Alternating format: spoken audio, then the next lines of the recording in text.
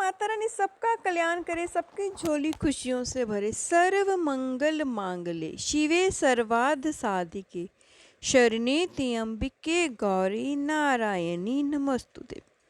आज का जो मेरा विषय है ना, वो है परमात्मा से मिलन। एक 6 साल का छोटा सा बच्चा अक्सर भगवान से मिलने के लिए जिद किया करता था। उसे भगवान के बारे में कुछ भी पता नहीं था, पर मिलने की तमन्ना भरपूर थी। उसकी चाहत थी कि एक समय की रोटी वो भगवान के साथ बैठकर खाए। एक दिन उसने एक थैले में 5-6 रोटियां रखी और परमात्मा को ढूंढने के लिए निकल पड़ा। चलते चलते वह बहुत दूर निकल आया। संध्या का समय हो गया। उसने देखा एक नदी के तट पर एक बुजुर्ग माता बैठी हुई है, जिनकी आंखों में गजब की चमक थी, प्यार था, किसी का तलाश थी, और ऐसा लग रहा था जैसे उसी के इंतजार में वे बैठी वहीं रास्ता देख रही थी। वो 6-7 साल का मासूम बालक बुजुर्ग माता के पास जाकर बैठ गया, अपने थैले में से रोटी निकाली और खाने लग गया। फिर उससे कुछ याद आया तो उसने अपना रोटी वाला हाथ बूढ़ी माता की ओर बढ़ाया और मुस्कुराकर देखने लगा। बूढ़ी माता ने रोटी ले ली। माता के झुर्रियों वाले चेहरे पर अजीब सी खुशी आ गई। उसकी आंखों से आंसू भी आ गए थे। बच्चा माता को देखे जा रहा था। माता ने रोटी खा ली। बच्चे ने एक और रोटी माँ को दे दी। माता बहुत खुश थी, बच्चा भी बहुत खुश था। दोनों ने आपस में बहुत प्यार और स्नेह के पल बिताए।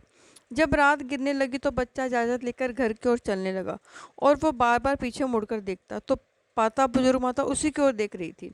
बच्चा घर पहुंचा तो माँ ने अपने बेटे को आया देखकर जोर से गले लगा लिया और चूमने लगी। बच्चा बहुत खुश था। माँ ने अपने बच्चे को इतना खुश पहली बार देखा था। खुशी का कारण पूछा तो बच्चे ने बताया, माँ आज मैंने भगवान के साथ बैठकर रोटी खाई। आपको पता है माँ, उन्होंने भी मेरी रोटी खाई, पर माँ बहुत बूढ़ी हो गए हैं।